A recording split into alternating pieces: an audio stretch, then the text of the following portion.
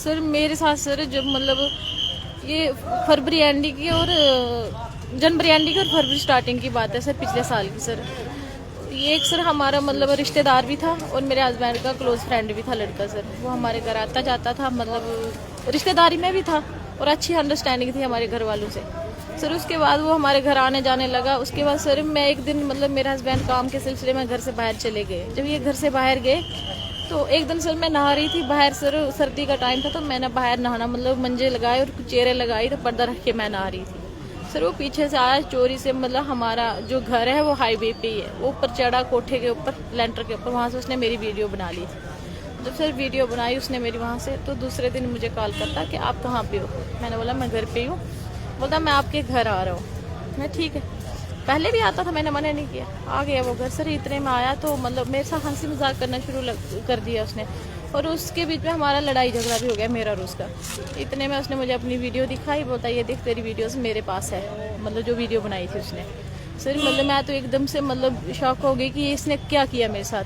मतलब मैंने बड़ी कोशिश की, मैं अपने हस्बैंड को बता दूंगी या पुलिस को बता दूंगी।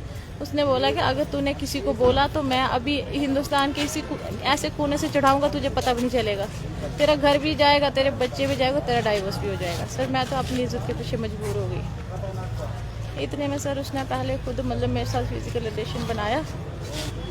फिजिकल रिलेशन बनाने के बाद सर जो वो बाकी लोग थे उनको भी सर वो वीडियो देने लगा आहिस्ता आहिस्ता, और उनसे भी मतलब मेरे साथ गलत करवाने लगा, ब्लैकमेल कि तू अगर ऐसा नहीं करेगी तो पता नहीं कोई चिड़ी गैंग है, मैं उससे तुझे रातों रात उठवा लूँगा।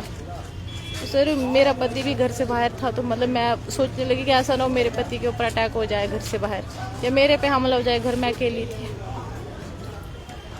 सर। एक दिन अचानक सर एक लड़का ज़बरदस्ती हमारे घर के अंदर आया था, तो मेरे हस्बैंड भी मतलब मुझे ये आ गए थे घर वापस। जब वे घर वापस आए 9:30 बजे 10 के बीच का वाक़या ये सितंबर मुझे लगता है 12-13 की बात है सर ये।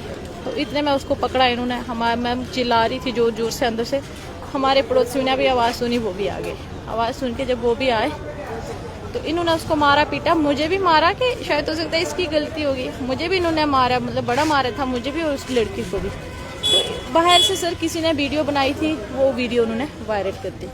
ठीक है, इतने में ले गए मुझे पुलिस स्टेशन लिया। मतलब जैसे जैसे मुझे बताया गया तूने ऐसे ऐसे बयान करने हैं, मैं वैसे वैसे करती। मैंने अपनी पूरी बात पुलिस वालों को बताई, SHO साहब को बताई कि मेरे साथ ऐसा ऐसा हुआ। SHO साहब बोलने लगे कोई बात नहीं, इसके खिलाफ हम पर्चा लगाते हैं, जो दूसरे लोग हैं उनके खिलाफ हम दूसरा पर्चा लगा के तो कार्रवाई करेंगे। इतने में मैंने बोला ठीक है। कभी मैं पुलिस स्टेशन नहीं गई थी, कभी कोर्ट नहीं देखे थे मैंने। जब मुझे उन्होंने बयान करने के लिए लाया, जैसे उन्होंने पढ़ाया पट्टी पढ़ाई, वैसे मैं भी पढ़ती रही कि ऐसे ऐसे तूने स्टेटमेंट देनी है वहाँ पे, ऐसे ऐसे बोलना है, तो जब ये बयान करके आएगी फिर उनके खिलाफ पर्चा लगेगा तो उनके खिलाफ हम कार्रवाई करेंगे। सब बयान शान हो गए मेरे। जब मैं वापस गई, जब बनी मैं वापस गई, मैंने FR लगाई उधर। मतलब SHO साहब के जो बॉडीगार्ड थे उनके SHO साहब वो बोलने लगे कि SHO साहब ने हमें बोला कि आप एप्लीकेशन इनकी ले लो। मैंने सर 2 एप्लीकेशनें लगाई, कोई कार्रवाई नहीं हुई सर वहाँ से। मतलब फिर मुझे जान का भी खतरा हो गया, धमकियाँ भी आने लगी सर। मैं वहाँ से निकली, जब मैं वहाँ से कठुआ की तरफ निकली, भाग के आ गई, मेरे पति के ऊपर पर्चा लग गया। क्या करना था, क्या कर सकती थी, बेबस हो जाए इंसान तो कुछ नहीं कर सकता। जब मैं वहाँ से निकली, मैंने कठुआ में आके मतलब जम्मू में आके इधर मीडिया में भी दिया था मैंने एक बार, पहले भी मैं मीडिया में अपनी बात रख चुकी हूँ। उसके बाद आप पर्चा आपका कब लगा? पर्चा हमारा जब मैं SSP सर के पास गई, उन्होंने फिर मुझे लिख के दिया, फिर उन्होंने मुझे बनी भेजा। तो शुक्रवार जब मैं बनी गई, बनी जाकर मेरा पर्चा लगा। उन्होंने एप्लीकेशन लगाई, बोले लगे आप कल 4 बजे आना, तो 4 बजे आपका पर्चा लग जाएगा। सर मैं उस दिन भी मतलब बनी गई थी 4 बजे। उस दिन भी उन लोगों ने मेरा पीछा पूछा किया, मतलब मैंने बात बताई, किसी ने कोई आवाज़ नहीं हमारी सुनी। तीसरे दिन सर मैं जब बनी गई, मेरा एक्सीडेंट हो गया। उसके बाद सर मैं मतलब पुलिस स्टेशन भी नहीं जा पाई। उसमें से और भी लोग थे, एक लड़का वो भी बड़ा सीरियस है, वो भी इसी हॉस्पिटल में एडमिट है, उसको भी टांग फ्रैक्चर हुई। मेरे को कमर में प्रॉब्लम आई है, मतलब डॉक्टर ने मना किया कि उठना नहीं है। मतलब दूसरे बंदे। कितने लोग थे वो जिन्होंने आपके साथ ये गलत काम किया? 9 लोग सर बाहर थे, एक अंदर गया था। 9 लोग? हाँ जी सर। तो अभी तक पुलिस की तरफ से कोई गिरफ्तारी हुई है इसमें? सर कोई भी गिरफ्तार नहीं हुआ सर। शरेआम मुझे धमकियाँ आ रही सर। जब मुझे दूसरे दिन जब एम्बुलेंस में रेफ़र किया सर, वहाँ से वो लोग सर मेरे आगे पीछे फिर भी मगर लगे थे, गाड़ियाँ लेके आगे पीछे घूम रहे थे। तो मुझे मतलब मेरे परिवार वालों को ये भी खतरा था कि ऐसा ना हो कि कहीं इसके ऊपर रास्ते में भी अटैक हो जाए।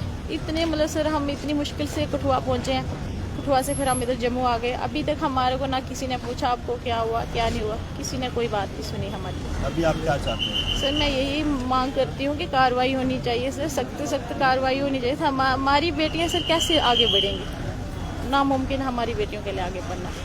लोग जीने नहीं देते हैं सर, उनके खिलाफ कोई भी किसी ने कोई कार्रवाई नहीं की, शरेआम घूम रहे हैं। आज 7-8 दिन हो गए पर्चा लगे हुए, बिल्कुल शरेआम। कौन से थाने में पर्चा लगा? ये बनी थाने में लगा सर। हाँ जी सर।